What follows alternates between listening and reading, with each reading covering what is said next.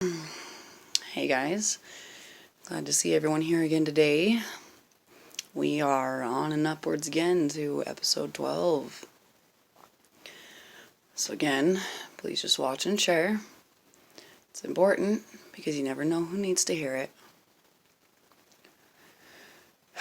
So this one is very, very touchy and personal. Very deep. So this boy was the son of our awesome neighbor lady that I told you all about. I was now 13 years old, so our families had been good friends for a few years now. And him and I were even better friends. Like, we hung out together all the time. We played outside and we bloodied ourselves on our bikes and our skateboards and our rollerblades. And the Razor scooters, when those started to get popular. We played video games when Nintendo was still a thing and as PlayStation started to get bigger. And it was something to do for us kids that didn't fit in anywhere else. My family got a trampoline, and we would put on our little boom boxes outside and have our own little backyard performances. It was so fantastic. Because for a few years at least, I got to just be a kid. And me and this boy and my new brothers, there wasn't anything we couldn't imagine and create. There wasn't anything we couldn't be. And we tried it all. Our parents tried so hard to keep us safe. But we were all so fucking daring. And I had this attitude towards the world like we had something to prove. So we did the dangerous, stupid shit anyways. And yeah, quite often we hurt ourselves. Sometimes really bad. The year baby brother was born, I broke my ankle playing laser tag with the boys, 'cause I decided to make a flying leap off the deck and over the gate. And I missed the landing. Spent half my summer on fucking crutches. And one time, the boy in this tag literally almost bit his lip clean off playing on his skateboard. There was a blood trail stained into the concrete of the sidewalk for years after that. But sometimes we fucking nailed it. And our stunts were worth breaking the rules. Like when we started to use the downhill slope of the road to get enough momentum to do tricks off the sidewalk and out into the street. It's highly against the rules because, well, we were essentially launching ourselves out into the middle of the street where there's no stop signs. So pulling off these tricks required that we work together, and someone always stood as the lookout for cars while we took turns. We were all much too daring for our own good sometimes. And it was the best thing ever in my young life. But then puberty did start to become a thing for me.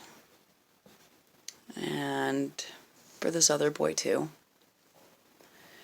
And we already cared about each other so much. It made perfect sense that in a very real way, even so young, we did fall completely in love. And as the throes of puberty entangled us both, sexuality started to become a thought as well. And yes, eventually, we gave our virginity to each other. We were so young and so awkward, but he was so sweet.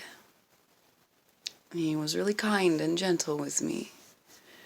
And it was obvious that what was happening was from love and was wanted on both sides. And I did love him very deeply. But that moment changed things inside me. There was absolutely nothing wrong or anything that I didn't enjoy about sharing that moment with him. But immediately afterward, I just felt dirty.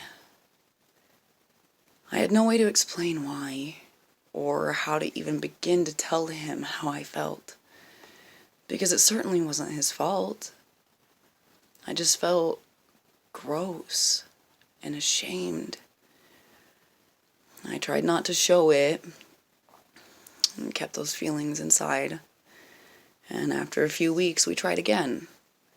And again, I enjoyed the moment and being with him. But immediately afterward, the shame kept right back up my spine. I couldn't understand what was happening. And from there, I backed off from physical contact altogether. I know it really hurt him because he could never really understand what happened. And I couldn't explain it to him. We continued to date for a little while, but I never actually had sex with him again. Our parents found out that we had slept together and put us through the gauntlet over a possible pregnancy scare. We both ended up throwing up at the doctor's office waiting on the tests. And after that, I backed off from him completely, without much explanation at all. I just closed off emotionally, physically, friendship, everything. And I can only imagine how badly that must have hurt him. But I couldn't explain. I just knew it was time to let him go. I love him, but I was never going to be able to love him the way he deserves. So I did. I let him go. And it devastated him. Because I know that for him, the love that was there was more than beyond real. And this was going somewhere with me. And then I just stopped. And he held on to that love for me for most of his life. To my knowledge, still does. And I have loved him back the whole time too. Just not in the same way. So Justin, episode 12 is for you. I'm sorry that I hurt you. I'm sorry that I didn't know how to explain. But I want to take this moment right now, today, to tell you thank you. To tell you that I have always loved you too. Because your love for me saved my life. You made me happy, and that was something I hadn't experienced before you.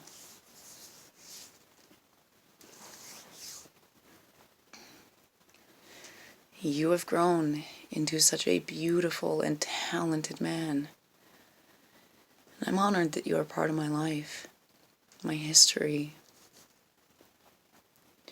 I hope to see you happily married to the most fun, intelligent, and kinky-ass girl that just adores you, and have tons of babies if that's what you want. You fucking deserve it, boy. You deserve to be happy, because everything about who you are matters in this world. It has always mattered. Thank you for existing and for waking up every day. Episode 12, Justin.